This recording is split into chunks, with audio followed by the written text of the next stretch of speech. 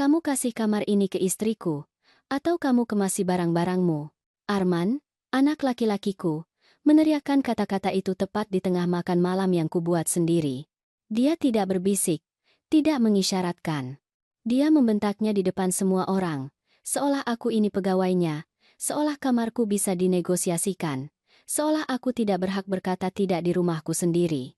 Ayu, istrinya, duduk di sebelah Arman dengan seringai kecil yang terkontrol, seringai yang selalu dia tunjukkan saat tahu permintaannya akan dikabulkan.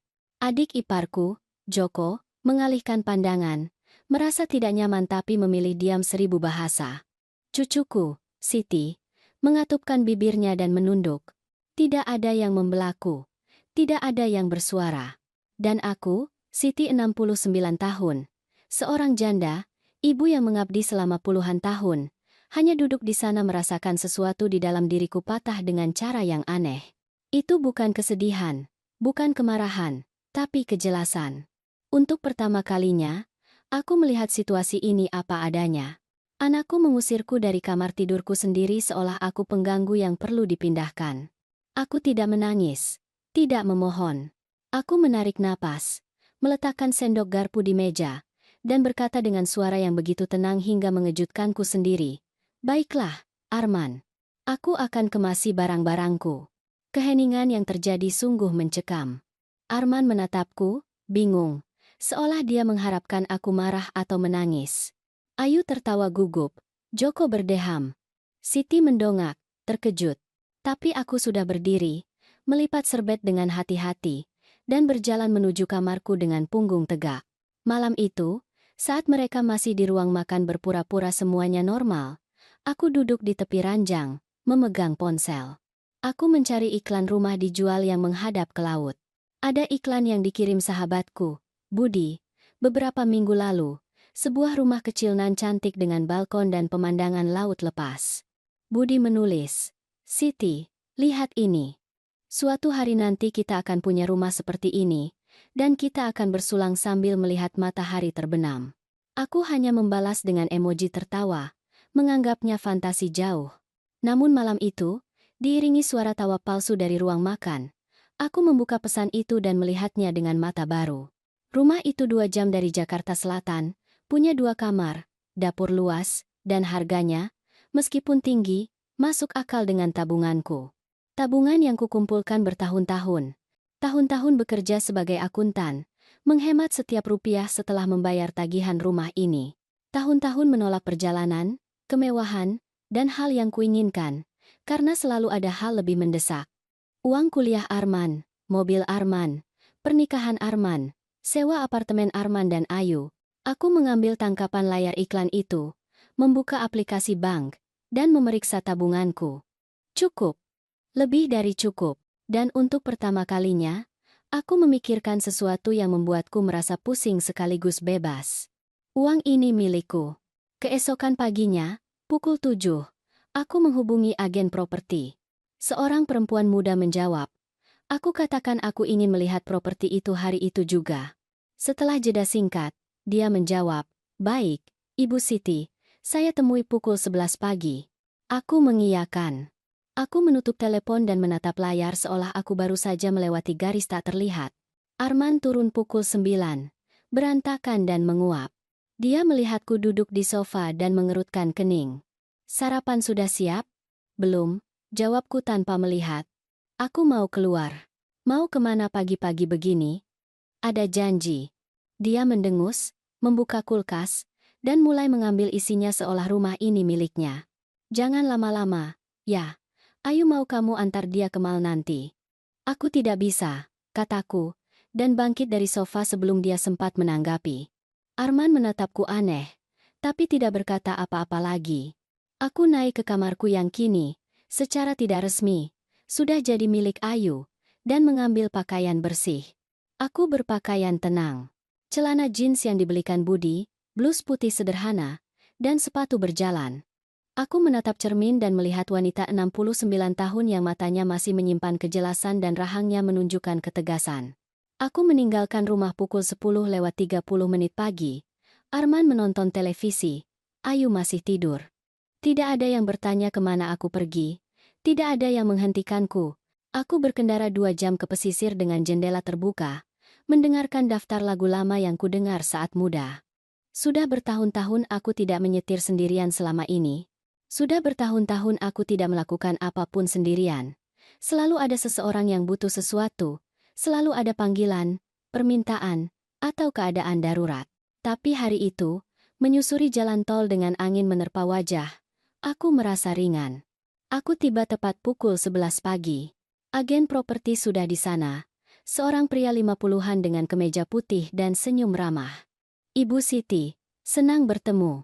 Silakan masuk. Rumah itu bahkan lebih cantik dari fotonya.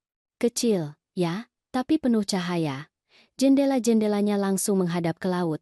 Balkonnya cukup untuk meja dan kursi. Aku bisa membayangkan diriku di sana, minum kopi di pagi hari, membaca, mendengarkan ombak. Bagaimana menurut ibu? Tanya agen itu. Menurut saya, sempurna, jawabku. Dia tersenyum. Apakah ibu mau memikirkannya beberapa hari? Tidak, kataku. Saya ingin membelinya sekarang. Agen itu menatapku, terkejut. Apa ibu yakin? Ini keputusan besar. Saya sudah membuat keputusan selama 69 tahun, kataku padanya. Ini yang pertama kali saya buat hanya untuk diri saya sendiri. Dia mengangguk, masih agak bingung, tapi mengeluarkan dokumen. Dia menjelaskan detailnya. Harganya 1.800.000.000 rupiah. Aku bisa melakukan transfer dalam waktu 2 hari. Rumah itu bebas utang dan siap ditempati. Aku mengangguk, namun pikiranku sudah menghitung angka. Tabunganku 2.100.000.000 rupiah. Akan tersisa 300 juta rupiah untuk kebutuhan apapun nanti. Aku menandatangani dokumen pertama di sana, di meja dapur kosong rumah yang sudah terasa seperti rumahku sendiri. Agen memberiku kartu namanya, menjelaskan langkah selanjutnya, dan mengatakan aku bisa pindah dalam 72 jam jika mau.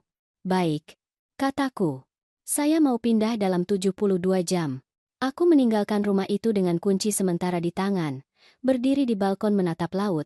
Ombak datang dan pergi dengan ritme yang konstan, tenang, dan terduga. Mereka tidak meminta apa-apa, tidak menuntut apa-apa. Mereka hanya ada. Aku mengeluarkan ponsel dan memotret cakrawala. Kukirimkan ke Budi dengan pesan singkat. Aku melakukannya. Dia membalas dalam hitungan detik. Melakukan apa? Aku beli rumah pantai itu. Ada jeda panjang. Kemudian pesan-pesan mulai membanjir. Kamu tidak serius? Siti, jawab. Kamu benar-benar beli rumahnya? Kapan? Bagaimana? Arman tahu. Aku tertawa kecil di balkon kosong itu. Arman tidak tahu apa-apa, balasku. Dan aku tidak akan memberitahunya sampai aku sudah tinggal di sana. Budi langsung menelepon. Sebelum aku sempat bicara, dia sudah berteriak kegirangan. Siti, aku tidak percaya kamu melakukannya. Aku bangga padamu. Ceritakan semuanya. Apa yang terjadi? Apa kata Arman saat kamu bilang padanya? Aku belum bilang apa-apa, jawabku. Kemarin saat makan malam dia membentakku agar aku menyerahkan kamar ke Ayu atau mengemasi barang-barangku. Jadi aku akan melakukan persis seperti itu. Aku akan kemasi barang-barangku dan pergi. Budi terdiam sejenak. Lalu dia menghela napas. Anak itu tidak tahu dengan siapa dia berurusan ya? Tidak, kataku, menatap laut. Dia sama sekali tidak tahu. Aku kembali ke Jakarta Selatan sore itu juga. Aku menyetir lebih lambat, tanpa terburu-buru, menikmati perjalanan. Ketika sampai, hari sudah hampir pukul 6 sore. Arman menonton televisi di ruang tamu. Ayu di dapur memasak, menggunakan panci, kompor, dan alat-alatku seolah dia sudah memiliki tempat ini. Dari mana saja? Tanya Arman tanpa mengalihkan pandangan dari layar. Mengurus beberapa hal, jawabku, dan langsung naik ke kamar. Aku menutup pintu dan berdiri di tengah ruangan menatap semua yang kukumpulkan selama bertahun-tahun. Foto Arman kecil berbingkai. Jam tangan hadiah mendiang suamiku. Selimut yang kubeli saat ke Surabaya. Semuanya punya sejarah, kenangan, sepotong kehidupanku. Tapi tidak satupun dari benda itu yang membuatku merasa seperti di rumah lagi. Aku mengambil 2 koper besar dari lemari dan mulai berkemas. Pakaian, lalu sepatu, dokumen penting, perhiasan, dan foto-foto yang benar-benar penting. Aku bekerja dalam keheningan selama berjam-jam. Tidak ada yang naik untuk bertanya apa yang kulakukan. Tidak ada yang mengetuk pintu. Pukul 10 malam, Arman berteriak dari bawah, "Bu, mau buat makan malam atau tidak?" "Tidak," balasku, "pesan saja." Ada keheningan. Kemudian ku dengar gumaman. Mungkin Arman mengeluh kepada Ayu, tapi mereka tidak naik. Mereka tidak memaksa. Mereka terbiasa aku selalu mengalah, selalu menyelesaikan masalah, selalu tersedia. Aku terus berkemas. Keesokan harinya, pagi-pagi sekali, aku menelepon Budi. "Aku butuh bantuan besar darimu," kataku. "Apapun," jawabnya. "Aku ingin kamu ikut ke kantor notaris. Aku akan menjual rumah ini." Ada keheningan.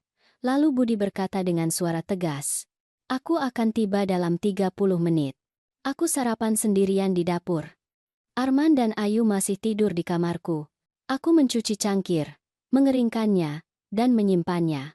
Kemudian ku cari kontak Christine, seorang pengacara yang ku kenal dari komunitas lari pagi. Aku mengiriminya pesan. "Christine, saya butuh saran hukum mendesak tentang penjualan properti dan surat wasiat. Apakah ada waktu minggu ini?" Dia segera membalas, "Saya ada waktu hari ini pukul 4 sore. Cocok?" "Sangat kokok," balasku. Budi datang tepat pukul 9 pagi. Dia menekan bel, dan aku keluar sebelum Arman turun. Kami berpelukan di pintu, dan dia menatap mataku dengan campuran kekhawatiran dan kebanggaan yang hanya dimiliki sahabat lama. "Kamu yakin?" tanyanya. "Yakin lebih dari apapun dalam hidupku," jawabku. Kami pergi ke kantor notaris. Prosesnya lebih cepat dari yang kukira. Aku menjual rumah itu dengan harga pasar wajar, 3.200.000.000 rupiah. Notaris menjelaskan, dengan harga dan lokasi itu, kemungkinan besar akan terjual dalam waktu kurang dari sebulan. "Bagus," kataku. Budi menemaniku di kedai kopi setelahnya. Kami duduk di dekat jendela, dan dia memesan 2 cappuccino. "Lalu, sekarang bagaimana?" tanyanya. "Sekarang aku menunggu kedua properti terjual," kataku. "Rumah ini dan rumah pantai yang sudah hampir jadi milikku. Setelah semuanya selesai, aku akan pergi. Tanpa perpisahan dramatis, tanpa penjelasan panjang. Aku hanya pergi. Dan Arman? Arman harus belajar hidup tanpa menggunakan ibunya sebagai solusi untuk semua masalahnya." "Arden, Arden Morakar." Budi tersenyum dan mengangkat cangkirnya. Aku bersulang untuk itu. Kami menyentuhkan cangkir kopi kami. Sore itu aku pergi ke janji temu dengan Christine. Kantornya kecil tapi rapi, penuh buku-buku hukum. Dia menyambutku dengan jabat tangan. "Ceritakan apa yang kamu butuhkan, Siti." Aku menceritakan semuanya. Makan malam, bentakan Arman, pembelian rumah pantai, penjualan rumah ini. Dia mendengarkan tanpa menyela. Setelah aku selesai, dia meletakkan pulpen dan menatapku serius. "Apakah Arman tahu semua ini?" "Tidak," jawabku. "Dan saya tidak ingin dia tahu sampai semuanya selesai." "Saya mengerti," kata Christine. "Secara hukum, dia tidak perlu tahu.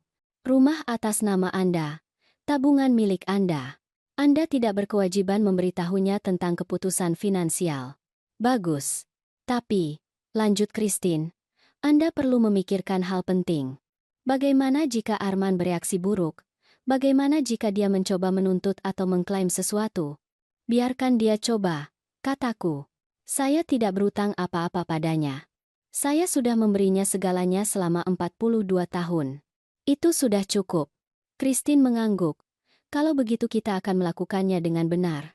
Saya akan menyiapkan dokumen yang memperjelas bahwa aset Anda adalah milik Anda dan setiap transfer masa depan adalah atas syarat Anda.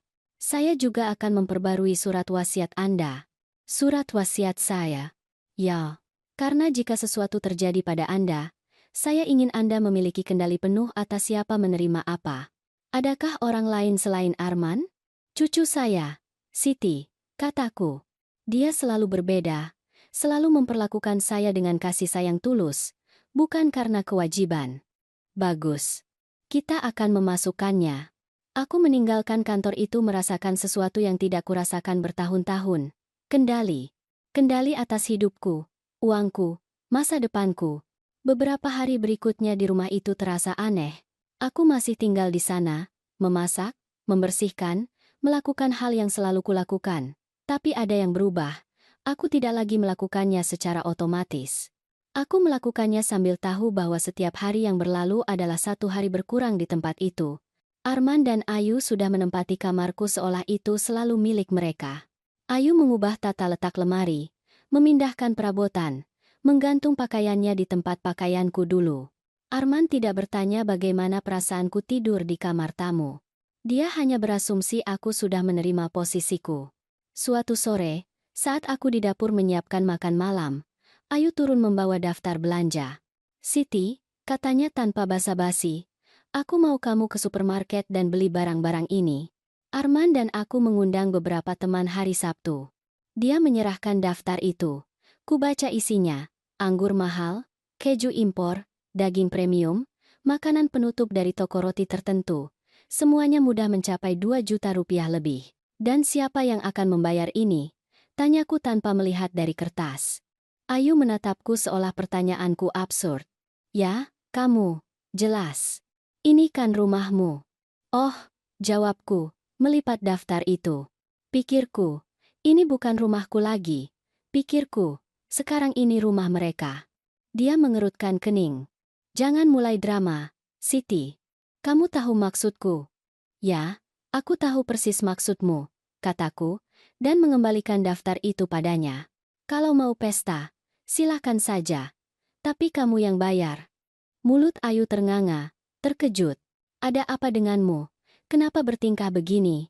"Aku tidak bertingkah apa-apa," jawabku tenang. "Aku hanya bilang kalau kamu mau mengadakan sesuatu, adakan dengan uangmu sendiri." Dia mendengus dan meninggalkan dapur sambil berteriak, "Arman, ibumu tidak mungkin begini." Arman turun dengan wajah kesal. "Ada apa lagi sekarang?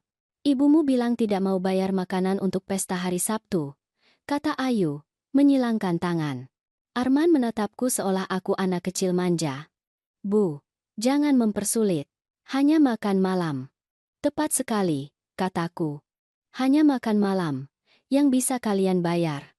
"Dan boleh aku tanya, kenapa ibu aneh belakangan ini?"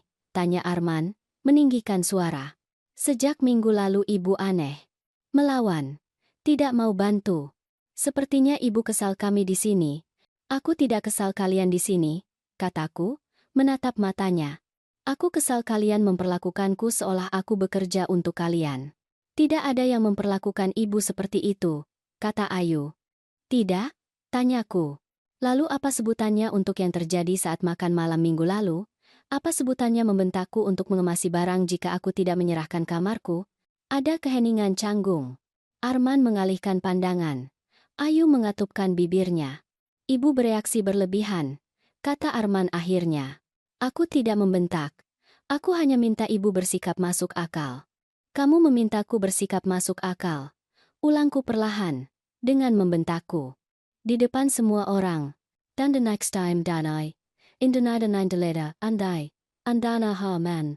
"Itu kesalahpahaman," sela Ayu dengan suara lembut yang dia gunakan saat ingin menjadi penengah. "Kami semua stres."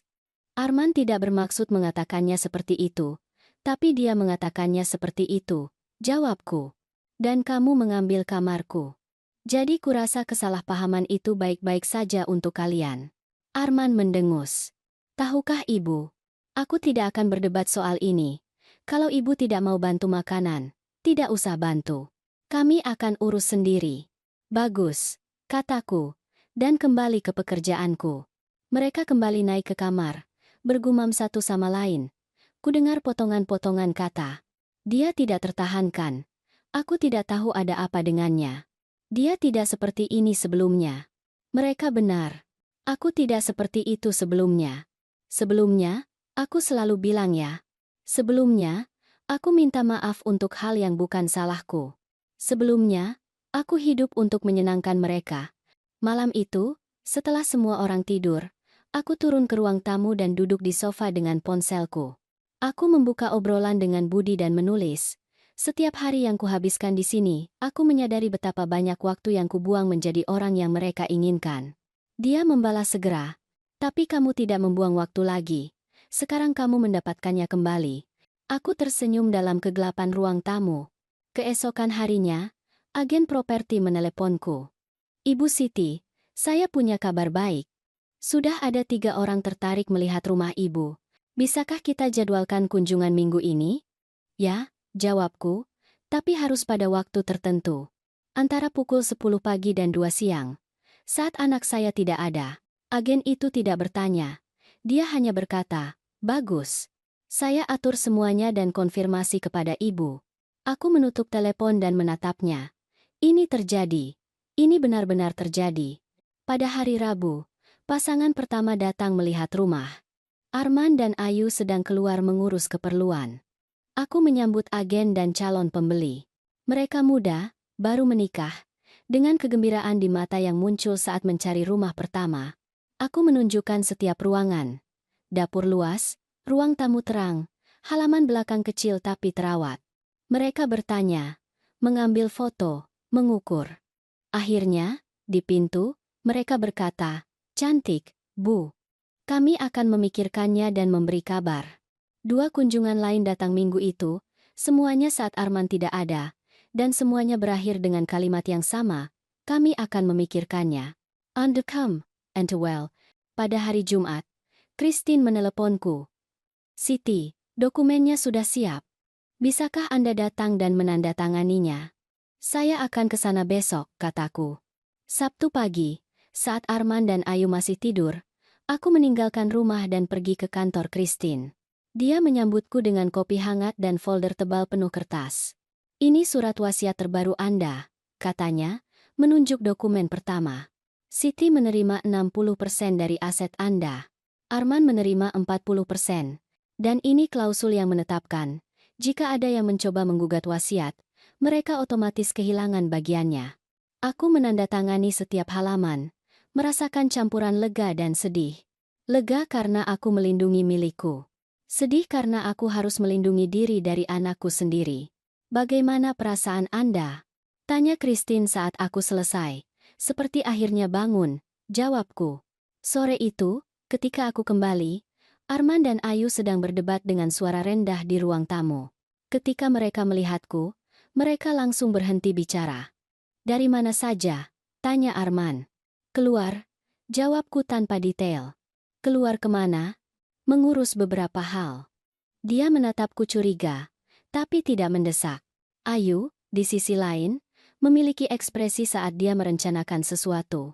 Siti, katanya manis, kami perlu bicara tentang sesuatu yang penting. Aku duduk di kursi di seberang mereka. Ada apa? Aku dan Arman diusir dari apartemen, kata Ayu langsung. Pemiliknya mau jual, dan kami harus keluar dalam 2 minggu. Saya turut prihatin, kataku. Apa kalian sudah cari tempat lain? Kami pikir kami bisa tinggal di sini sebentar, kata Arman. Lagi pula, ada cukup ruang. Di sini, ulangku, ya. Kata Ayu.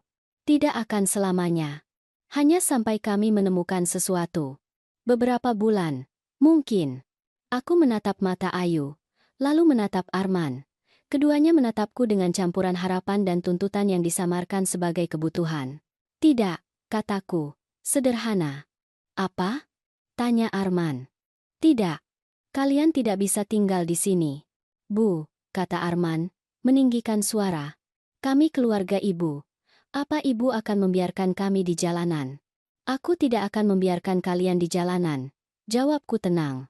Aku akan membiarkan kalian menyelesaikan masalah kalian sendiri sebagai orang dewasa. Arman berdiri tiba-tiba.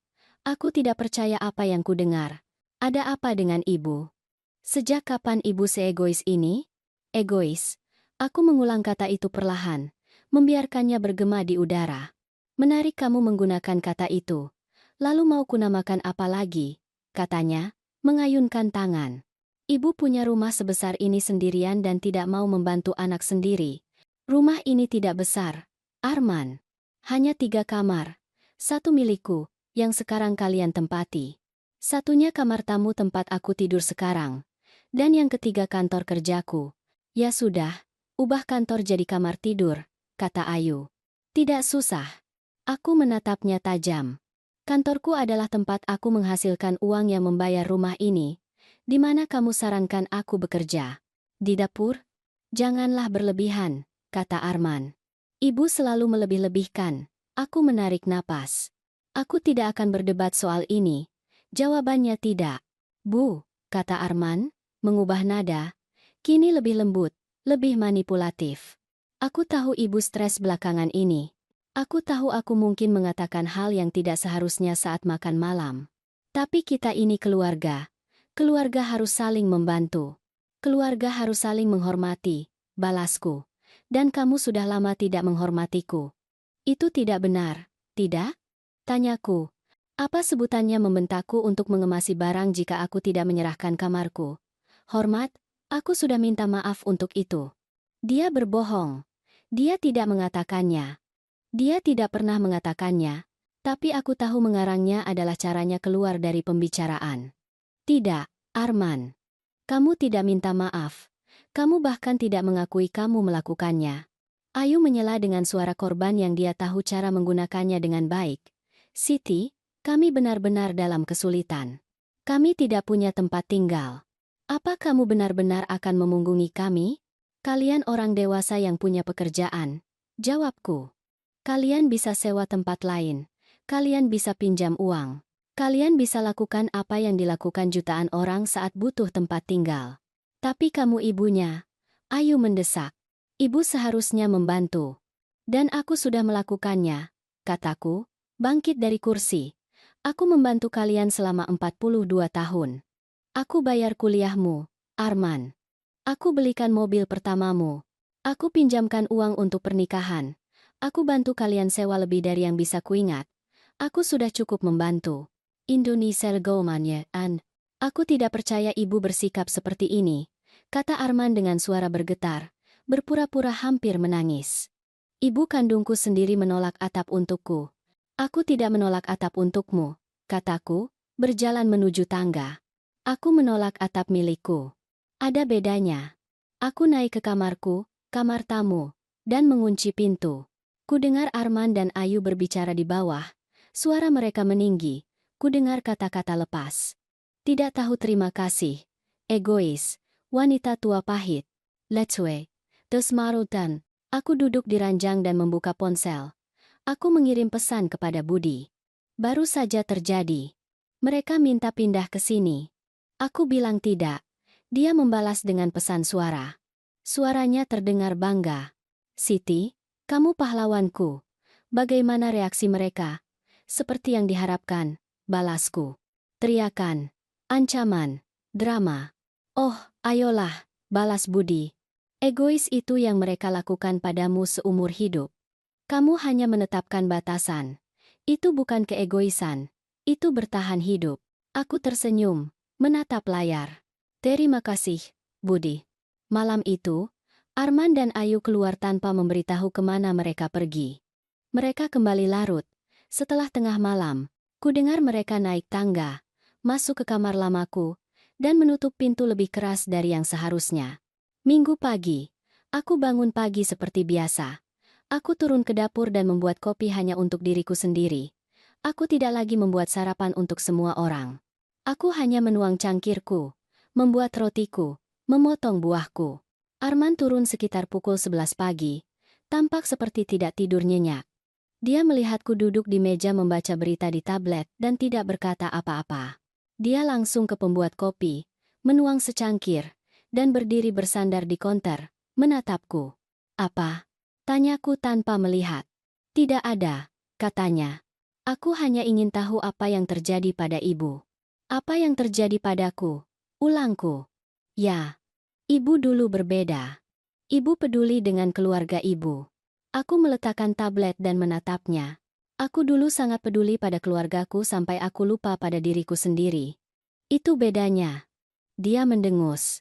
Itu terdengar seperti sesuatu yang ibu baca di buku swadaya murahan. Itu terdengar seperti sesuatu yang seharusnya ku sadari 30 tahun lalu, balasku. Arman meletakkan cangkir keras di konter. Tahukah ibu, lakukan apapun yang ibu mau. Lagi pula, ibu selalu melakukan apa yang ibu mau. Aku tertawa. Tawa pendek, hampir pahit. Arman, jika aku melakukan apa yang kuinginkan, aku akan keliling dunia saat ayahmu meninggal. Aku akan mendapatkan gelar master yang selalu kuinginkan. Aku akan hidup sendirian dan damai. Tapi tidak. Aku tinggal di sini, menjagamu, membantumu, menunggumu menghargaiku walau sedikit. Aku menghargai ibu, katanya, tanpa keyakinan. Tidak, Arman, kamu memanfaatkan aku, dan ada perbedaan besar antara menghargai dan memanfaatkan. Dia terdiam. Dia tidak punya jawaban karena dia tahu itu benar. Ayu turun beberapa menit kemudian, sudah berpakaian rapi, dengan riasan sempurna dan sikap superior yang selalu dia bawa. Selamat pagi, katanya tanpa melihatku. Selamat pagi, balasku. Dia menuang kopi dan duduk di sebelah Arman. Mereka berdua mengabaikanku, berbicara dengan suara rendah seolah aku tidak ada. Siti, kata Ayu tiba-tiba, kami perlu pakai mobilmu hari ini. Mobil kami sedang bermasalah. Tidak, kataku. Maksudmu, tidak? Maksudku, aku tidak meminjamkan mobilku. Lalu bagaimana kami harus bepergian? Tanya Arman. Naik taksi. Naik ojek daring. Jalan kaki. Seperti orang lain. Ayu tertawa kering. Luar biasa. Pertama kamu tidak membiarkan kami tinggal di sini dan sekarang kamu bahkan tidak meminjamkan mobil. Apa selanjutnya? Kamu akan menagih kami udara yang kami hirup di rumahmu. Kalau mau, kalian bisa pergi sekarang juga dan menghirup udara di tempat lain, kataku tanpa kesal. Arman membanting tangan ke meja. Hentikan. Cukup, Bu. Aku tidak tahu ada apa dengan ibu, tapi ini keterlaluan. Apa yang salah denganku, Arman, adalah aku lelah. Aku lelah menjadi tidak terlihat. Aku lelah diperlakukan seperti pembantu. Aku lelah kamu berasumsi bahwa semua yang kumiliki adalah milikmu. Tidak ada yang berasumsi seperti itu. Bohong Ayu. Tidak, tanyaku. Kalau begitu katakan padaku. Ayu, kenapa kamu tidur di kamarku? Kenapa kamu menggunakan dapurku seolah itu milikmu? Kenapa kamu berasumsi aku akan membayar pestamu dan meminjamkan barang-barangku? Dia membuka mulut, tapi tidak mengatakan apa-apa. Aku bangkit dari meja, mencuci cangkir, dan meninggalkan dapur. Aku naik ke kamarku dan mengunci pintu. Aku duduk di ranjang dan menarik napas dalam-dalam. Ponselku berdering. Pesan dari agen properti. Ibu Siti, pasangan muda yang datang hari Rabu ingin membuat tawaran. 3.150.000.000 rupiah. Apa ibu tertarik? Aku langsung membalas. Ya. Saya terima. Bagus. Tulisnya. Saya akan siapkan dokumennya. Kita bisa tutup penjualan dalam 1 minggu. 1 minggu. Dalam 1 minggu rumah ini tidak akan menjadi milikku lagi, dan Arman tidak tahu. Sore itu, saat mereka di atas, aku turun ke ruang tamu dan mulai mengemas barang-barang secara diam-diam. Foto yang benar-benar ingin kusimpan, buku-buku yang penting, dokumen. Aku masukkan semuanya ke dalam kotak yang kusembunyikan di kamar tamu. Arman dan Ayu tidak menyadari apa-apa. Mereka terlalu sibuk dengan drama mereka sendiri. Senin pagi, saat Arman dan Ayu masih tidur, aku meninggalkan rumah dengan 3 kotak di mobil. Kubawa ke unit penyimpanan yang kusewa minggu sebelumnya. Itu ruang kecil, cukup untuk menyimpan barang-barang penting sampai aku pindah permanen ke rumah pantai. Aku kembali ke rumah sebelum tengah hari. Arman di ruang tamu dengan laptopnya, bekerja dari sofa. Dia melihatku masuk, tapi tidak berkata apa-apa. Aku langsung naik ke kamar sementaraku dan melanjutkan menyusun. Sore itu aku menerima pesan dari Christine. Siti, pembeli rumah Anda ingin mempercepat penutupan. Bisa selesai hari Kamis. Apa ini cocok untuk Anda? Aku menatap pesan itu beberapa detik. Kamis. 3 hari. Dalam 3 hari rumah ini resmi berhenti menjadi milikku. Sangat cocok, balasku. Kamis baik-baik saja. Aku langsung menelepon Budi. Aku ingin kamu ikut denganku hari Kamis untuk menandatangani penjualan rumah. Aku akan ada di sana, katanya tanpa ragu. Kapan kamu pindah ke pantai? Jumat, jawabku. Aku tanda tangan penjualan hari Kamis, dan aku pergi hari Jumat. Dan Arman. Arman akan tahu pada Kamis malam, ketika tidak ada jalan kembali. Budi terdiam sejenak. Apa kamu yakin mau melakukannya seperti itu? Sangat yakin, kataku. Jika aku memberitahunya sebelumnya, dia akan mencoba memanipulasiku, membuatku merasa bersalah, meyakinkanku untuk tidak melakukannya. Aku sudah buat keputusan dan aku tidak akan membiarkannya mengubahnya. Kamu benar, kata Budi. Kamu lebih kuat dari yang kamu kira, Siti. Aku belajar menjadi kuat, balasku. Beberapa hari berikutnya terasa aneh.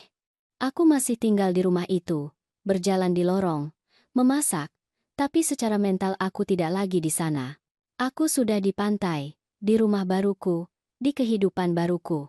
Arman dan Ayu menyadari jarakku, tapi mereka menganggapnya sebagai kemarahan sementara.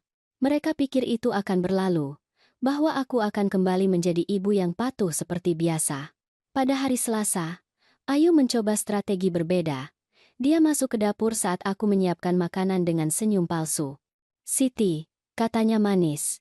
Aku tahu belakangan ini tegang. Dan aku ingin kamu tahu aku minta maaf. Aku menatapnya tanpa berkata apa-apa. Sungguh, lanjutnya. Arman dan aku sangat stres dengan situasi apartemen. Dan kurasa kami tidak adil padamu. Ya, kataku, melanjutkan pekerjaanku. Maksudku, kami menghargai semua yang kamu lakukan untuk kami, dan kami ingin membalasnya. Membalasnya, tanyaku. Ya, katanya, mengeluarkan ponsel. Lihat, aku menemukan spa ini. Ada paket sehari penuh. Pijat, wajah, semuanya. Kupikir kita bisa pergi bersama akhir pekan ini. Kamu dan aku, seperti teman. Aku menatap matanya. Siapa yang akan membayar spa itu? Ayu? Dia berkedip, tidak nyaman. Yah, kupikir mungkin kamu bisa mentraktirku. Kamu tahu, sebagai isyarat. Tidak, sela Ayu. Aku tidak akan mentraktirmu spa apapun. Senyumnya lenyap. Itu hanya ide, katanya tajam. Kamu tidak perlu bersikap kasar. Aku tidak bersikap kasar, jawabku. Aku bersikap jelas. Aku tidak akan menghabiskan uangku membelikanmu sesuatu agar kamu bisa berpura-pura menghargaiku. Dia membuka mulut, tersinggung. Aku tidak berpura-pura apa-apa. Ya, kamu pura-pura, Ayu. Dan kita berdua tahu itu. Dia berjalan keluar dari dapur menggumamkan sesuatu. Aku tidak peduli. Rabu malam, Arman mencoba pendekatannya sendiri. Dia mengetuk pintuku sekitar pukul 10 malam. Boleh aku masuk? Tanyanya. Silakan, kataku. Dia masuk dan duduk di tepi ranjang. Aku sedang melipat pakaian, memasukkan barang-barang terakhir ke koper. Bu, katanya lelah, aku tidak mau kita bertengkar. Kita tidak bertengkar, Arman. Jawabku tanpa melihatnya. Aku hanya tidak lagi bersedia membiarkanmu tidak menghormatiku. Aku tidak pernah bermaksud tidak menghormati ibu. Tapi kamu melakukannya, kataku, berhenti dan menatapnya. Kamu melakukannya saat membentakku di makan malam. Kamu melakukannya saat mengambil kamarku tanpa bertanya apakah boleh. Kamu melakukannya setiap kali kamu berasumsi aku akan menyelesaikan masalahmu. Dia mengusap wajahnya. Aku tidak tahu apa lagi yang ibu mau kulakukan. Aku sudah bilang aku minta maaf. Kamu belum bilang kamu minta maaf, Arman. Kamu bilang kamu menyesal aku kesal. Itu tidak sama. Dia terdiam. Kamu tahu apa masalahnya? Lanjutku. Kamu pikir mengatakan aku minta maaf secara ajaib akan membuat segalanya kembali seperti dulu? Tapi tidak begitu caranya. Kamu tidak bisa tidak menghormatiku dan berharap aku melupakannya begitu saja. End quote, in not ever distividium. End quote. Bukan maksudku membuat ibu merasa buruk, katanya, dan untuk pertama kalinya dia terdengar tulus. Tapi kamu melakukannya, balasku, dan niat tidak mengubah kerusakan. Dia mengangguk pelan. Apa yang bisa kulakukan untuk memperbaikinya? Tidak ada, Arman. Sudah terlambat untuk memperbaikinya. Dia menatapku, bingung. Apa maksudnya? Maksudnya aku sudah membuat keputusan tentang hidupku, dan aku tidak akan mengubahnya. Keputusan apa? Kamu akan segera tahu, kataku, dan kembali melipat pakaian. Dia tetap duduk di sana selama beberapa menit lagi, menunggu aku mengatakan hal lain, tapi aku tidak melakukannya. Akhirnya, dia bangkit dan meninggalkan kamar, menutup pintu perlahan. Malam itu aku hampir tidak tidur. Besok hari Kamis, Besok aku akan menandatangani penjualan. Besok semuanya akan berubah. Aku bangun pagi-pagi sekali. Aku berpakaian dengan hati-hati. Celana hitam, blus putih, anting-anting mutiara. Aku ingin terlihat baik, merasa baik untuk momen ini. Aku turun ke dapur dan membuat kopi. Arman dan Ayu masih tidur. Aku meninggalkan catatan di meja, keluar mengurus keperluan. Kembali sore. Budi menjemputku tepat pukul 9 pagi. Aku masuk ke mobilnya, dan sebelum menyalakan mesin dia menatapku serius. Siap? Lebih dari siap, jawabku. Kami langsung menuju kantor notaris.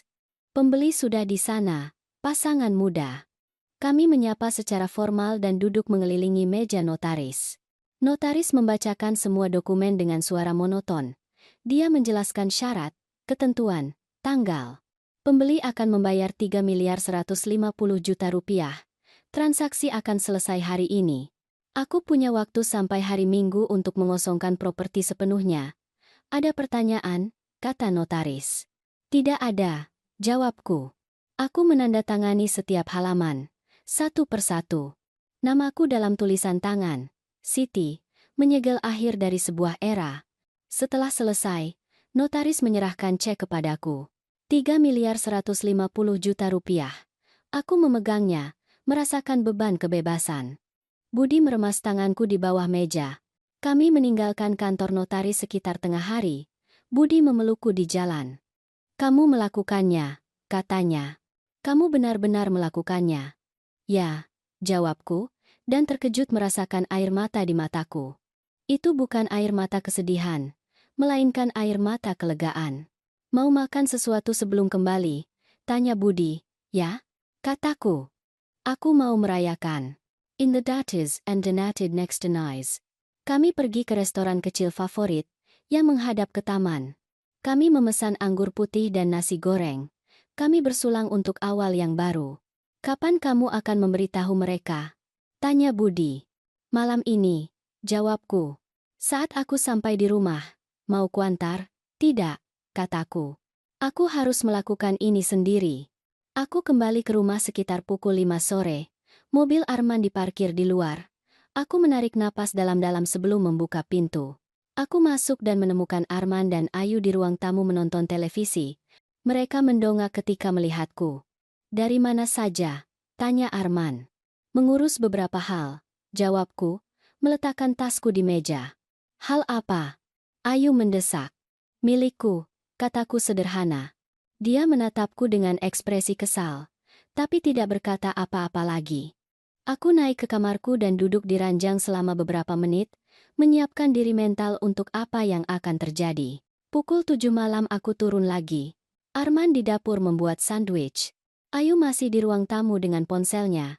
Arman, Ayu, kataku dari ambang pintu dapur. Aku perlu bicara dengan kalian. Arman meletakkan pisau di konter. Tentang apa? Ke ruang tamu, tolong. Keduanya mengikutiku dengan ekspresi ingin tahu bercampur kesal. Kami duduk, mereka di sofa, aku di kursi tunggal. Aku menarik napas dalam-dalam dan berbicara dengan suara yang jelas dan tegas. Aku menjual rumah ini. Ada keheningan total.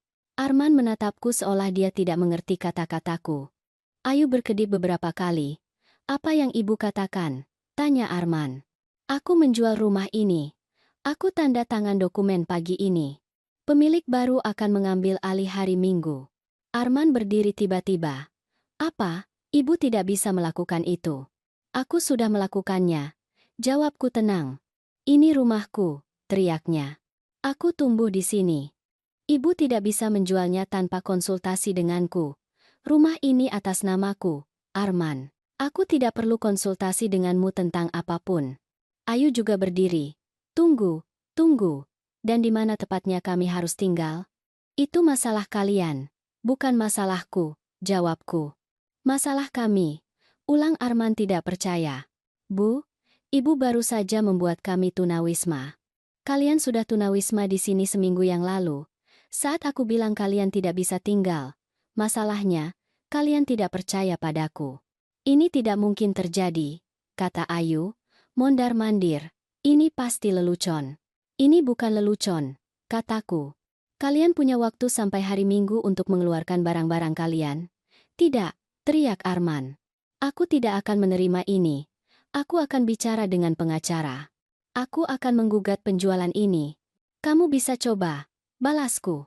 Tapi rumah ini atas namaku, tidak ada utang, tidak ada hipotek, dan penjualannya sepenuhnya legal. Aku sudah konsultasi dengan pengacaraku. Pengacara ibu, tanya Arman. Sejak kapan ibu punya pengacara? Sejak aku memutuskan sudah waktunya melindungi milikku. Ayu menunjukku. Kamu egois. Wanita tua yang kejam. Egois. Aku menatapnya tanpa berkedip.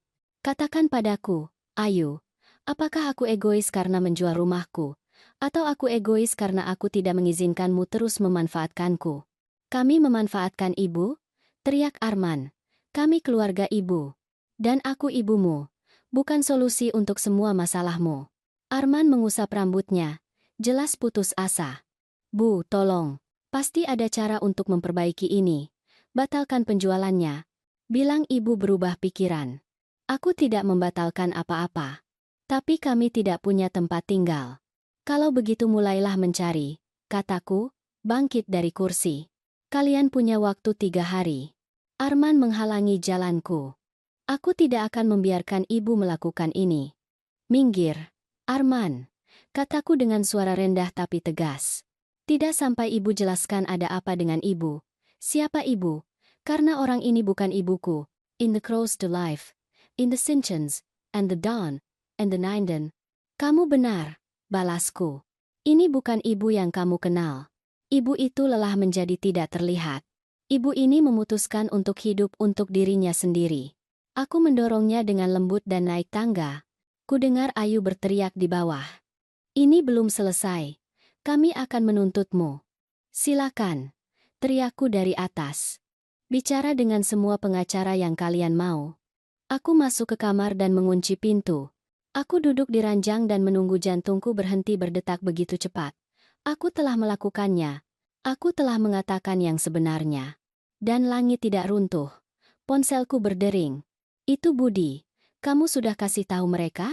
Ya, jawabku. Bagaimana reaksi mereka? Seperti yang diharapkan. Teriakan, ancaman, drama. Kamu baik-baik saja. Aku sempurna, kataku. Dan aku terkejut menyadari itu benar. Malam itu aku tidak tidur. Aku mendengarkan Arman dan Ayu berdebat sampai larut. Suara mereka naik turun, bergantian antara amarah dan kepanikan. Pada titik tertentu kudengar Ayu menangis. Arman menelepon seseorang, mungkin pengacara, tapi dari yang kudengar, mereka mengatakan hal yang sama yang sudah kuketahui. Penjualannya legal. Jumat pagi. Aku turun ke dapur pagi-pagi sekali.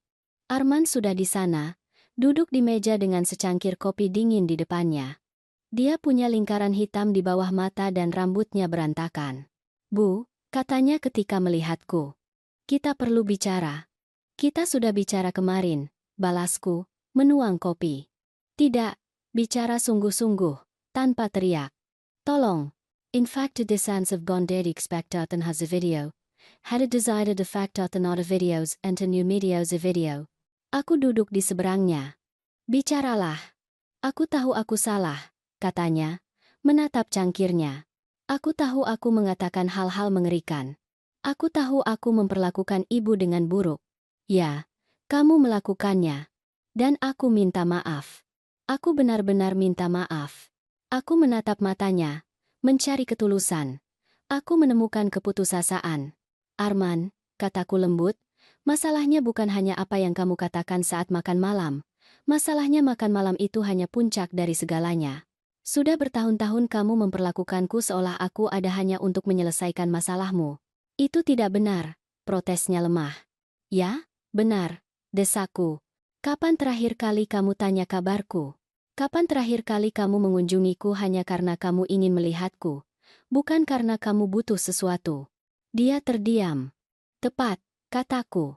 Kamu tidak ingat karena itu tidak pernah terjadi. Aku akan berubah, katanya. Aku janji. Aku akan jadi anak yang lebih baik.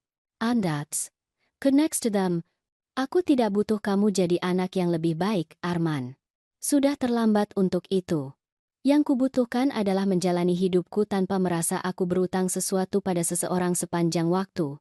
Dan apa yang harus kulakukan? Tanyanya. Dan untuk pertama kalinya aku melihat ketakutan nyata di matanya. Apa yang dilakukan semua orang dewasa? Jawabku. Cari solusinya. Ayu turun saat itu, juga dengan lingkaran hitam di bawah mata, juga berantakan. Dia melihat kami berdua lalu menuang kopi tanpa berkata sepatah kata pun. Suasana di rumah Jumat itu tegang dan hening. Arman dan Ayu menghabiskan sebagian besar hari di kamar, menelepon, mencari apartemen, berbicara dengan calon pemilik rumah, memindahkan hidup minimalis mereka dari satu tempat ke tempat lain. Aku terus mengemas barang-barangku dengan tenang. Setiap benda yang kusimpan adalah satu langkah lebih dekat menuju kebebasanku. Sore hari, ponselku berdering. Nomor tak dikenal. Ibu Siti, kata suara seorang wanita muda. Ya, benar. Ini Siti, cucuku. Satu-satunya orang di keluarga ini yang memperlakukanku dengan kasih sayang tulus. Halo, sayang, kataku, suaraku melunak.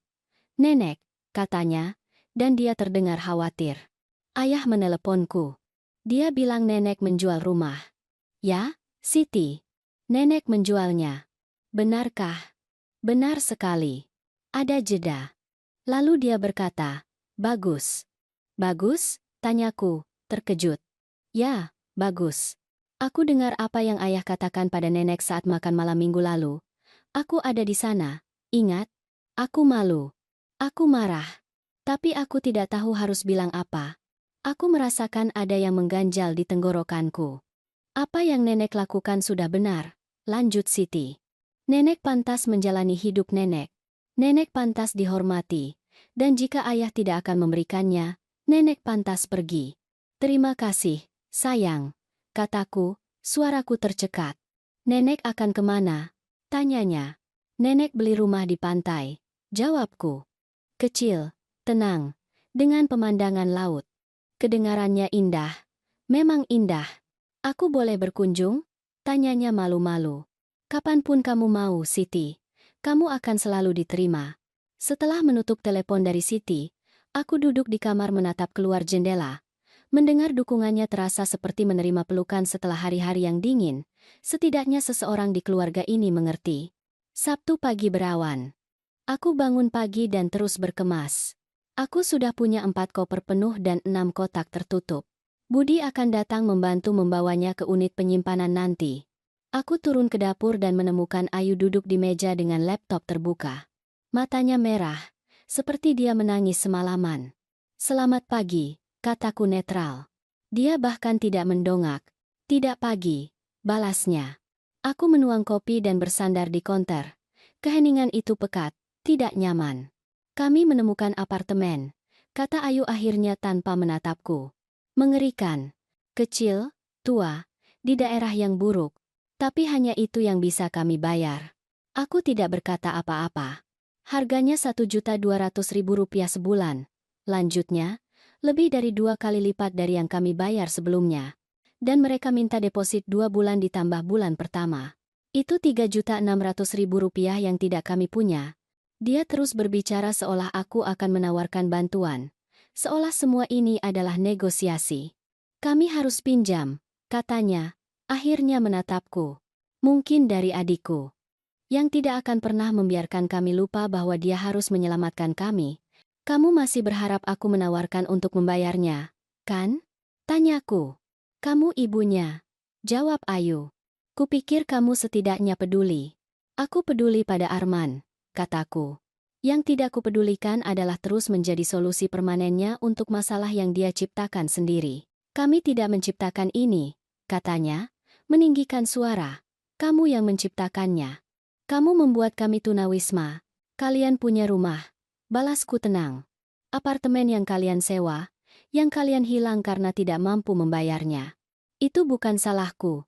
Kami bisa saja tinggal di sini. Tidak. Kalian tidak bisa.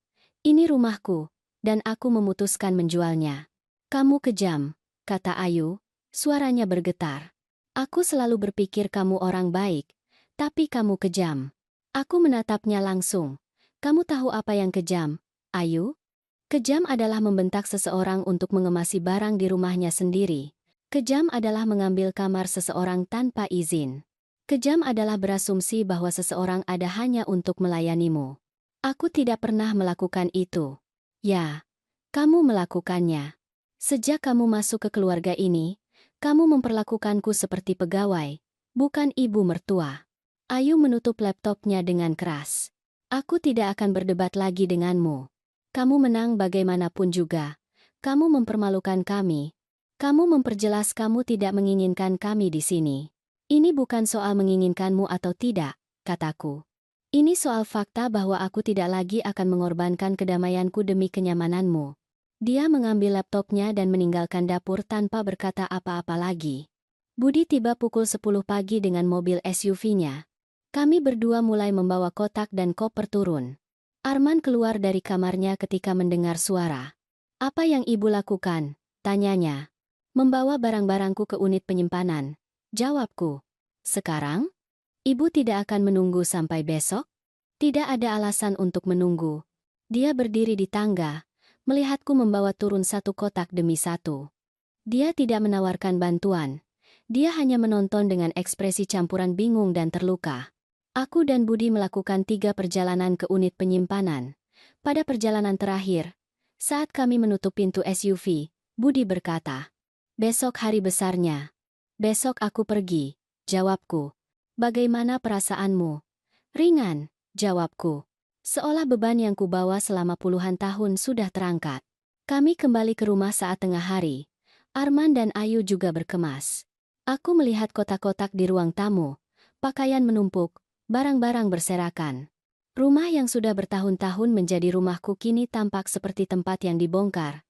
Aku naik ke kamarku dan mengeluarkan barang-barang terakhir dari laci. Foto-foto lama, surat, dokumen.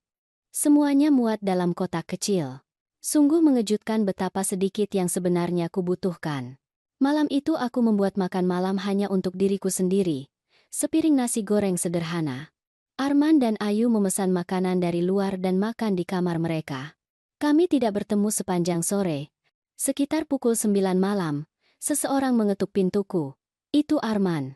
"Boleh aku masuk?" tanyanya. "Silakan." Dia masuk dan berdiri di dekat pintu. Tidak nyaman. "Ibu akan pergi besok," katanya. "Ya." "Apa ibu tahu kemana?" "Ke pantai." "Ibu beli rumah lagi?" "Ya." Dia terdiam sejenak. Lalu dia bertanya, "Sudah berapa lama ibu merencanakan ini?" "Sejak malam makan malam itu," jawabku. "Sejak kamu membentakku." Arman menunduk. "Aku tidak menyangka ibu akan sejauh ini." "Aku juga tidak," aku mengakui. "Tapi ketika aku membuat keputusan, aku tahu itu yang benar." "Adakah yang bisa kukatakan untuk membuat ibu berubah pikiran?" "Tidak, tidak lagi." Dia mengangguk pelan. "Apa ibu akan baik-baik saja? Sendirian di rumah baru, jauh dari segalanya. Aku akan lebih baik dari sebelumnya," kataku dengan keyakinan. "Dan kami? Kalian harus belajar untuk baik-baik saja tanpa aku." Arman mengusap wajahnya. Dia terdiam begitu lama sehingga kupikir dia sudah pergi tanpa kusadari. Tapi dia masih di sana, bersandar di dinding. "Aku minta maaf aku mengecewakan ibu," katanya akhirnya dengan suara rendah.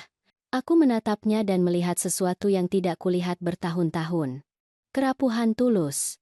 "Aku juga menyesali banyak hal, Arman," balasku. "Aku menyesal tidak menetapkan batasan lebih cepat. Aku menyesal membiarkanmu memperlakukanku begini begitu lama. Aku menyesal mengacaukan cinta dengan pengorbanan." Dia mendongak. "Apa ibu tidak mencintaiku lagi?" "Aku mencintaimu," kataku. "Kamu anakku, dan aku akan selalu mencintaimu. Tapi aku tidak akan membiarkan cinta itu menghancurkanku lagi." "It's some Lakshan, or voices and the grammar." Arman mengangguk, matanya berkaca-kaca. "Aku tidak tahu apakah aku bisa memaafkan ibu untuk ini." Kata-katanya menyakitkan, tapi tidak seperti sebelumnya. Mereka tidak menusuk dadaku dengan rasa bersalah yang melumpuhkan. Mereka hanya menyakitkan seperti kebenaran yang tidak nyaman menyakitkan. "Tidak apa-apa, Arman," kataku. "Aku tidak butuh maafmu. Aku butuh kedamaianku." Dia meninggalkan kamar, menutup pintu perlahan. Malam itu aku tidur nyenyak untuk pertama kalinya dalam beberapa minggu. Tidak ada kecemasan, tidak ada insomnia, tidak ada bolak-balik bertanya apakah aku melakukan hal yang benar. Aku tahu aku melakukannya. Minggu pagi cerah.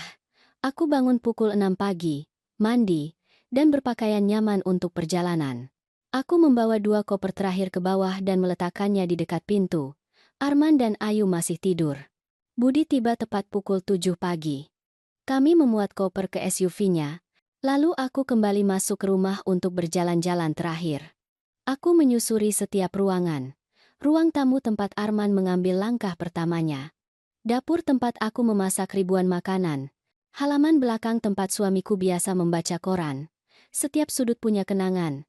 Tapi tidak satu pun dari kenangan itu yang membuatku ingin tinggal. Aku naik ke kamar yang dulunya kamarku. Ayu sudah mengubah segalanya. Dia mengganti gorden, memindahkan perabotan, menggantung gambar baru. Tidak ada lagi milikku di sana. Sempurna, pikirku.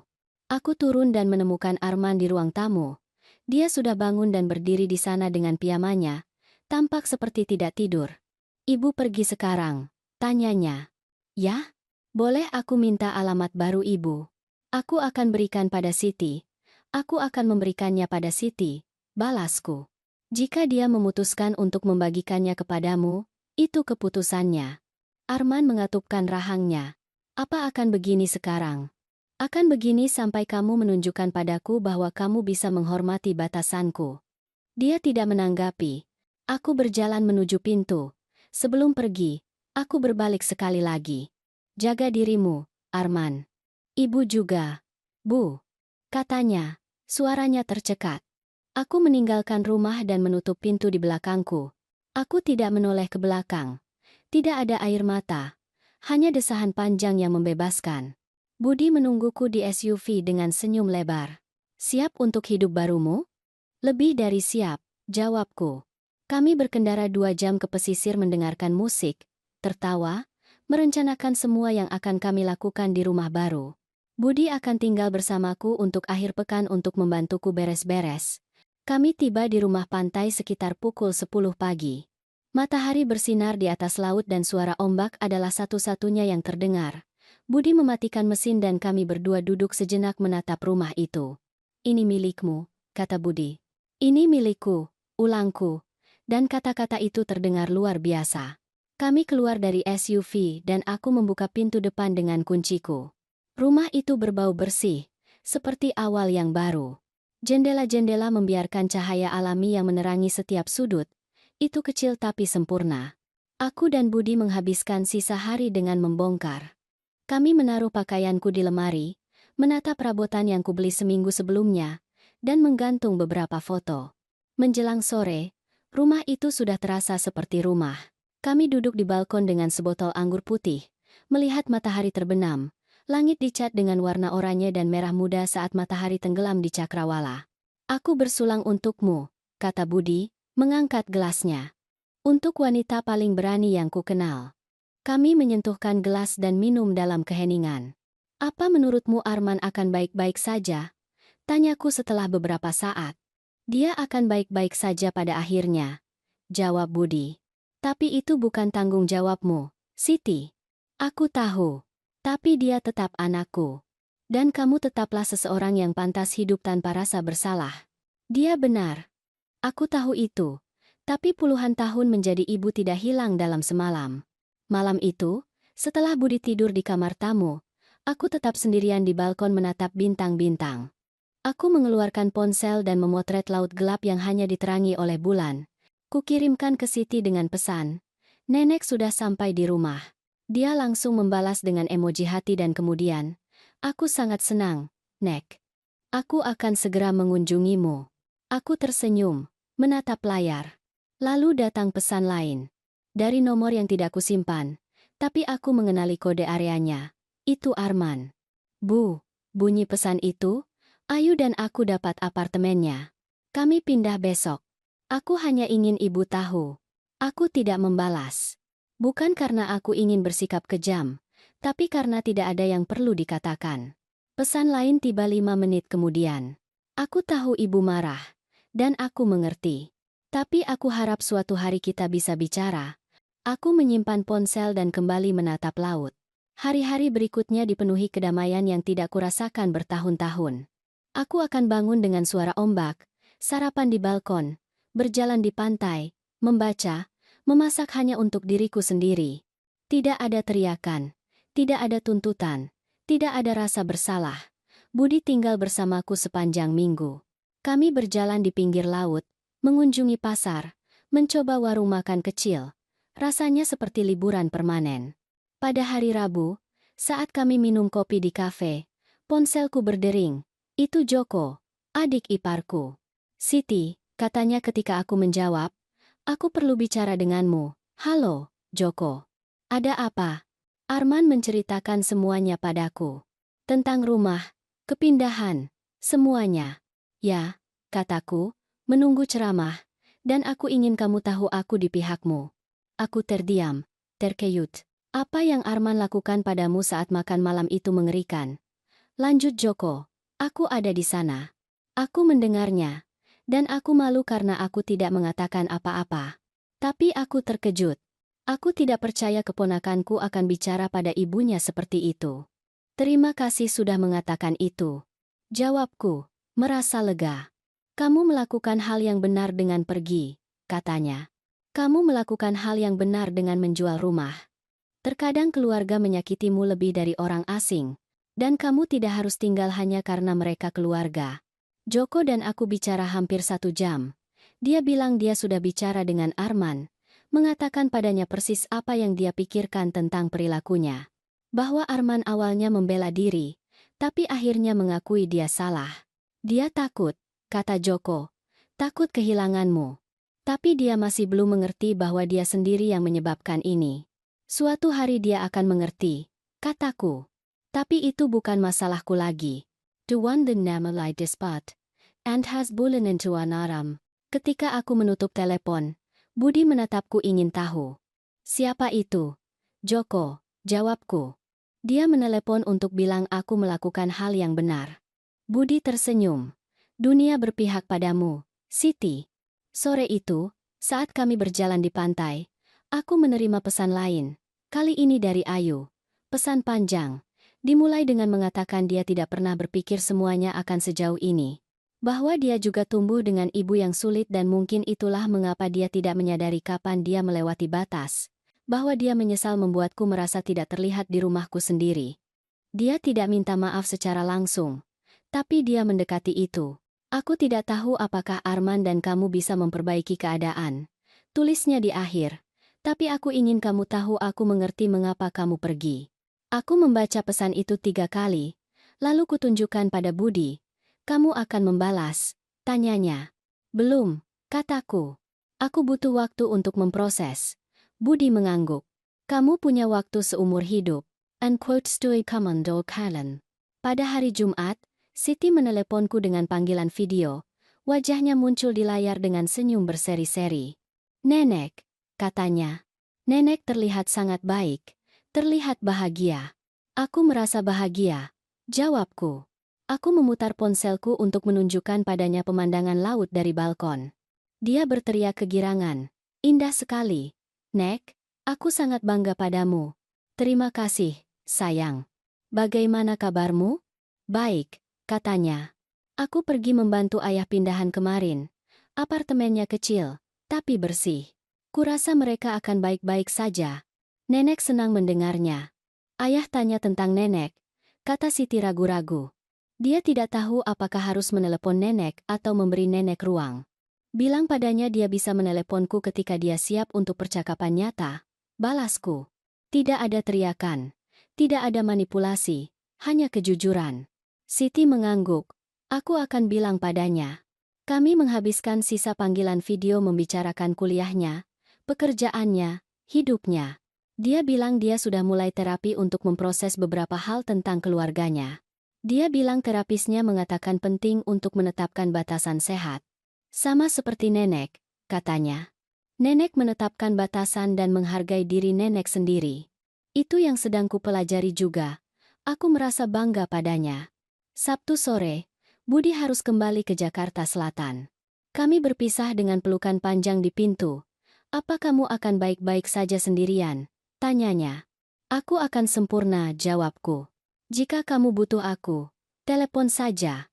Kapanpun. Aku tahu. Aku melihatnya pergi dengan SUV-nya lalu kembali masuk ke rumahku. Rumahku. Kata-kata itu masih membuatku takjub. Malam itu, duduk di balkon dengan segelas anggur, ponselku berdering. Itu Arman. Aku ragu sebelum menjawab. Akhirnya, ku sentuh layar. Halo, Arman. Halo, Bu, katanya. Dia terdengar lelah. Boleh aku bicara dengan ibu? Silakan. Ada jeda panjang. Lalu ku dengar dia menarik napas dalam-dalam. Aku sudah banyak berpikir minggu ini. Tentang apa yang terjadi. Tentang apa yang kukatakan. Tentang bagaimana aku memperlakukan ibu. Aku mendengarkan. Kataku tanpa memudahkannya. Ibu benar. Katanya akhirnya. Tentang segalanya. Aku memperlakukan ibu seolah ibu solusi untuk semuanya. Aku membentak ibu padahal seharusnya aku menghormati. Aku mengambil ruang ibu seolah itu hakku. Dan aku tidak pernah bertanya bagaimana kabar ibu atau apa yang ibu butuhkan. Namdak, I is not on side. Aku tidak membalas. Kubiarkan keheningan melakukan tugasnya. Dan aku tahu minta maaf tidak akan memperbaiki segalanya. Lanjutnya. Aku tahu aku menyebabkan kerusakan yang butuh waktu untuk sembuh. Tapi aku ingin ibu tahu aku minta maaf. Aku benar-benar minta maaf. Suaranya tercekat di akhir. Terima kasih sudah mengatakan itu. Jawabku tenang. Aku butuh mendengarnya. Apa ibu pikir ibu bisa memaafkanku? Aku tidak tahu, Arman. Sejujurnya, aku tidak tahu. Dia bernapas dengan bergetar. Aku mengerti. Tapi yang ku tahu, lanjutku, adalah aku tidak akan kembali hidup seperti dulu. Aku tidak akan kembali menjadi ibu yang bilang ya untuk semuanya. Aku tidak akan mengorbankan kedamaianku demi kenyamananmu. Aku tidak akan meminta ibu, katanya. Aku hanya ingin. Aku tidak tahu. Aku ingin punya hubungan dengan ibu. Hubungan nyata. Bukan yang aku hanya menelepon ibu ketika aku butuh sesuatu. Aku ingin itu, kataku. Tapi itu akan butuh waktu. Dan itu akan menuntutmu untuk benar-benar berubah. Bukan hanya mengatakan kamu akan berubah. Aku akan melakukannya. Janjinya. Aku akan membuktikannya pada ibu. Kami menutup telepon tak lama setelah itu. Tidak ada janji berlebihan atau rekonsiliasi instan. Hanya langkah pertama kecil menuju sesuatu yang, mungkin, suatu hari nanti, bisa menjadi hubungan yang lebih sehat. Aku tetap di balkon larut malam itu, mendengarkan laut, merasakan angin asin di wajahku. Untuk pertama kalinya dalam puluhan tahun, aku tidak memikirkan apa yang orang lain butuhkan dariku. Aku hanya hadir, di sini, sekarang, dengan diriku sendiri. Minggu-minggu berikutnya membentuk rutinitas yang memenuhi diriku dengan kepuasan. Aku akan bangun pagi dan berjalan di pantai sebelum turis datang. Olahraga itu baik untukku, menjernihkan pikiranku, memberiku energi. Aku bertemu wanita lain yang juga berjalan di pagi hari. Wanita seusiaku, beberapa janda, lainnya bercerai, semua mencari hal yang sama denganku, kedamaian, koneksi, hidup mereka sendiri. Kami membentuk kelompok tidak resmi. Kami bertemu pukul 7 pagi, berjalan selama 1 jam, lalu sarapan bersama di kafe-kafe berbeda di pinggir laut. Salah satunya bernama Christine, seorang wanita 65 tahun yang sudah menjadi guru selama 40 tahun. Dia bilang dia pindah ke pantai setelah pensiun, lelah tinggal di kota, lelah dengan ekspektasi keluarganya. Lucu, katanya suatu hari saat kami minum kopi. Kita menghabiskan seluruh hidup kita menjaga orang lain, dan ketika kita akhirnya memutuskan untuk menjaga diri kita sendiri, mereka menyebut kita egois. Tepat sekali, jawabku. Seolah punya hidup sendiri itu kejahatan. Kami cepat menjadi teman. Christine mengenalkanku pada lingkup pertemanannya, wanita yang bermain kartu pada hari Selasa, yang pergi ke kelas yoga pada hari Kamis, yang mengadakan makan malam pada hari Sabtu. Mereka menyambutku dengan tangan terbuka. Untuk pertama kalinya, aku punya kehidupan sosial yang tidak berputar di sekitar keluargaku. Aku punya teman yang meneleponku untuk mengajak keluar, bukan meminta bantuan. Aku punya rencana yang kubuat karena aku mau, bukan karena orang lain membutuhkannya. 1 bulan setelah pindah, Siti datang mengunjungiku. Dia tiba suatu Jumat sore dengan ransel kecil dan senyum berseri-seri. "Nenek," katanya, memelukku erat. "Ini luar biasa." Aku menunjukkan padanya setiap sudut rumah. Dia memotret semuanya. Lalu dia mengunggah foto ke media sosialnya dengan pesan, "Mengunjungi wanita paling berani yang kukenal." Malam itu kami memasak bersama. Kami menyiapkan ikan segar, salad, nasi. Kami makan di balkon melihat matahari terbenam. Siti bercerita tentang kuliah, tentang teman-temannya, tentang seorang pria yang dia sukai. Itu sangat berbeda dari makan malam di rumah lamaku. Tidak ada ketegangan, tidak ada tuntutan diam-diam, tidak ada kebencian.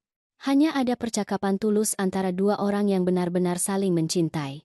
"Bagaimana kabar ayahmu?" tanyaku akhirnya. Siti meletakkan garpunya. "Dia baik-baik saja. Berbeda. Lebih tenang, lebih banyak berpikir. Kurasa dia benar-benar memproses apa yang terjadi.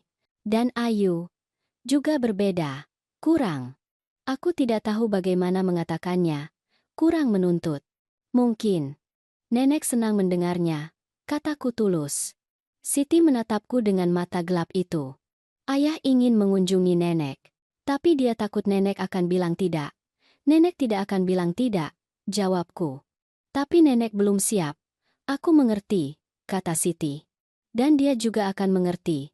Pada hari Sabtu aku membawa Siti melihat tempat-tempat favoritku. Pasar kerajinan, toko roti, tempat melihat seluruh teluk. Dia jatuh cinta pada kota itu sama sepertiku. "Aku bisa tinggal di sini," katanya saat kami berjalan di sepanjang pantai. "Sangat damai, sangat indah. Kapanpun kamu mau, sayang. Kamu akan selalu punya kamar yang menunggumu." Siti pergi Minggu sore. Kami berpisah dengan pelukan panjang. "Jaga diri baik-baik, Nek. Dan jangan biarkan siapapun membuat nenek merasa buruk karena memilih diri sendiri." "Tidak akan lagi," janjiku. Aku melihatnya pergi dengan mobilnya dan kembali ke rumahku, merasakan campuran nostalgia dan kepuasan. Nostalgia untuk hari-hari ketika Siti masih kecil dan aku adalah nenek yang memanjakannya. Kepuasan karena sekarang hubungan kami adalah antara dua orang dewasa yang saling menghormati. 2 bulan setelah pindah, aku menerima paket pos. Dari Arman. Di dalamnya ada surat tulisan tangan dan foto berbingkai.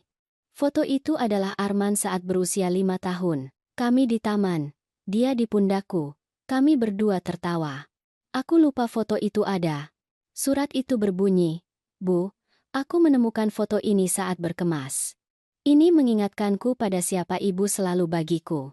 Pelabuhanku, dukunganku, segalaku. Dan ini membuatku sadar kapan aku berhenti memperlakukan ibu seperti itu. Aku tidak tahu kapan aku mulai melihat ibu sebagai sumber daya alih-alih orang. Tapi aku tahu itu salah. Aku pergi terapi. Terapisku membantuku memahami pola yang kuulang tanpa kusadari. Pola mengambil tanpa memberi. Menuntut tanpa berterima kasih. Berasumsi alih-alih bertanya.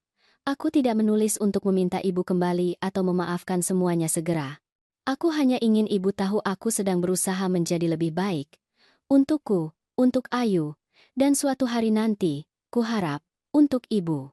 Aku mencintai ibu. Aku selalu mencintai ibu. Aku hanya tidak tahu bagaimana menunjukkannya tanpa meminta imbalan. Arman. Aku membaca surat itu 3 kali. Aku menangis sedikit. Bukan karena kesedihan, tapi karena harapan. Mungkin anakku benar-benar berubah. Mungkin menjauh adalah hal terbaik yang bisa kulakukan. Tidak hanya untuk diriku, tapi juga untuknya. Aku memotret surat itu dan mengirimkannya pada Budi. Dia membalas, "Kemajuan nyata. Tapi jangan lengah dulu." Dia benar. Perubahan nyata butuh waktu. 3 bulan setelah pindah, aku mengadakan pertemuan kecil di rumahku. Aku mengundang kelompok teman-teman, Budi, dan wanita lain yang kukenal di kelas yoga. Kami memasak bersama, tertawa, minum anggur, dan bercerita. Masing-masing dari kami punya cerita serupa. Wanita yang telah memberi begitu banyak sehingga mereka lupa pada diri sendiri. Wanita yang akhirnya memutuskan untuk hidup. "Aku bersulang untuk mereka yang berani," kata Christine, mengangkat gelasnya. Untuk mereka yang bilang cukup sudah. Untuk mereka yang memilih kedamaian daripada rasa bersalah. Kami semua bersulang. Suara dentingan gelas bercampur tawa dan suara laut. Malam itu, setelah semua orang pergi, aku duduk sendirian di balkon dengan secangkir teh. Aku membuka aplikasi catatan di ponsel. Aku menulis, hari ini genap 3 bulan aku pindah. 3 bulan sejak aku membuat keputusan paling sulit dan paling perlu dalam hidupku. 3 bulan sejak aku berhenti hidup untuk orang lain dan mulai hidup untuk diriku sendiri. Dan inilah yang kutemukan. Aku tidak egois karena mencintai diriku sendiri. Aku bukan ibu yang buruk karena menetapkan batasan. Aku tidak kejam karena melindungi kedamaianku. Aku manusia. Aku seorang wanita yang pantas mendapatkan martabat, rasa hormat, dan ketenangan. Dan akhirnya, setelah 69 tahun, aku mengerti itu. Aku menyimpan catatan itu dan menatap laut gelap yang diterangi bulan. Arman kini meneleponku seminggu sekali. Percakapan singkat, tidak meminta apa-apa, hanya bertanya kabar. Masih ada kecanggungan di antara kami, tapi ada juga sesuatu yang baru, rasa hormat. Ayu mengirimiku bunga di hari ulang tahunku dengan kartu bertuliskan, "Selamat ulang tahun, Siti. Kuharap kamu baik-baik saja." Itu isyarat kecil tapi berarti. Siti mengunjungiku sebulan sekali. Kami menjadi lebih dekat dari sebelumnya. Dan aku, Siti, terus bangun setiap pagi dengan suara laut. Aku masih minum kopi di balkon. Aku masih berjalan di pantai dengan teman-teman baruku. Aku masih membangun hidup yang sepenuhnya milikku. Suatu pagi, saat aku berjalan di sepanjang pantai dengan kaki telanjang merasakan pasir basah, aku memikirkan semua yang kutinggalkan dan semua yang kudapatkan. Aku meninggalkan rumah yang penuh kenangan, tapi kosong dari rasa hormat. Aku meninggalkan versi diriku yang ada hanya untuk melayani. Aku meninggalkan rasa bersalah yang mereka ajarkan untuk kubawa, dan aku mendapatkan kedamaian. Aku mendapatkan martabat. Aku mendapatkan waktu untuk diriku sendiri. Aku mendapatkan teman sejati. Aku mendapatkan hidupku sendiri. Matahari mulai terbit di cakrawala, mewarnai langit dengan warna yang menakjubkan. Aku berhenti dan menatap keindahan itu, merasa sepenuhnya hadir. Ombak datang dan membasahi kakiku. Aku tersenyum. Akhirnya, setelah bertahun-tahun menjaga orang lain, bertanya pada diri sendiri apa yang mereka butuhkan, apa yang mereka inginkan, bagaimana aku bisa membantu mereka, aku akhirnya mengajukan pertanyaan paling penting. Apa yang kubutuhkan? Apa yang kuinginkan? Bagaimana aku bisa membantu diriku sendiri? Dan jawabannya sederhana namun mendalam. Aku butuh kedamaian. Aku ingin kebebasan. Aku bisa membantu diriku sendiri dengan memilih diriku. Aku mengeluarkan ponsel dan bersuah foto dengan matahari terbit di belakangku. Rambutku berantakan karena angin, wajahku tanpa riasan, dengan kerutan yang menceritakan kisah 69 tahun kehidupan. Tapi mataku bersinar dengan cara yang tidak pernah bersinar selama puluhan tahun. Kukirimkan foto itu pada Siti dengan pesan, "Selamat pagi dari surga." Dia membalas dengan emoji hati dan kemudian, "Aku mencintai nenek. Nenek inspirasiku." Aku menyimpan ponsel dan terus berjalan. Karena itulah yang kulakukan sekarang. Terus berjalan. Maju, menuju kehidupan yang pantas kudapatkan.